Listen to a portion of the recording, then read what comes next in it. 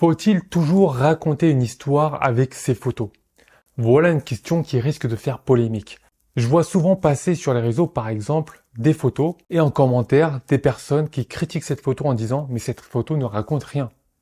Et je pense que ça a dû déjà t'arriver que des personnes te disent « mais cette photo ne raconte aucune histoire, donc elle est ratée ». Mais est-ce qu'on doit toujours et nécessairement raconter une histoire au travers de ces photos? Bien entendu, le principe même d'une photo, et la base même de la photo, c'est de transmettre un message ou une émotion. Mais il faut garder à l'esprit qu'il y a deux catégories de photos, en tout cas à mon sens. Il y a la photo narrative, celle qui raconte une histoire, mais il y a également la photo descriptive, celle qui est faite pour illustrer un élément, mais sans forcément raconter une histoire. Bien sûr, les deux peuvent se combiner, mais il faut savoir que les simples photos descriptives ne vont pas forcément raconter une histoire. Et les photos descriptives ne sont pas forcément des photos ratées. On va prendre un exemple simple. À ton avis, c'est une photo descriptive ou une photo narrative? Donc c'est clair, c'est une photo narrative. Elle raconte une histoire. Une personne sur un bateau qui regarde au travers de la fenêtre, en dehors. Ça donne lieu à différentes interprétations. Les personnes peuvent s'imaginer un scénario en regardant cette photo-là. Donc effectivement, c'est une photo narrative, c'est une photo qui raconte une histoire. Par contre, je vais te mettre une deuxième photo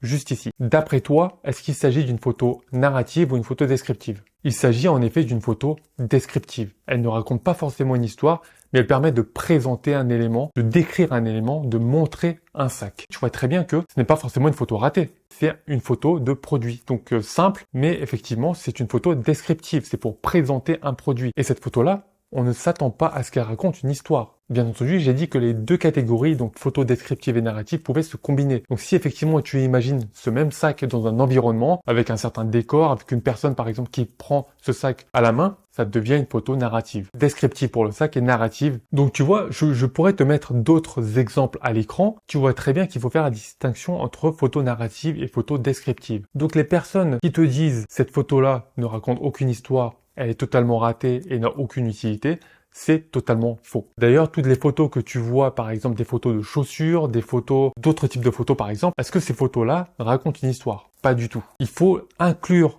ces éléments-là dans un décor, dans une ambiance, dans une atmosphère pour créer une histoire, pour qu'elle devienne narrative.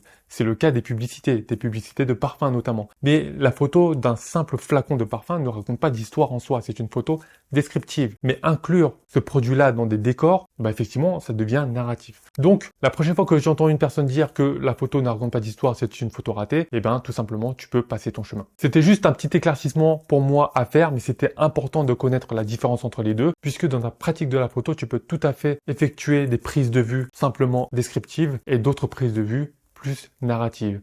Et t'entraîner dans les deux peut te permettre, encore une fois, d'améliorer ta pratique de la photographie. Si tu débutes la photo, télécharge ton guide gratuit, c'est le premier lien en description. Je te parle des 5 meilleurs appareils photo pour débuter dans les meilleures conditions avec un petit budget. Je te donnerai également mon choix si j'étais à ta place. À la fin de ce guide, tu auras un petit cours sur les triangles d'exposition pour te permettre de maîtriser ouverture, vitesse, ISO et débuter la photo dans les règles de l'art. Si la vidéo t'a aidé, clique sur le bouton like et surtout abonne-toi pour devenir un meilleur photographe après chaque vidéo.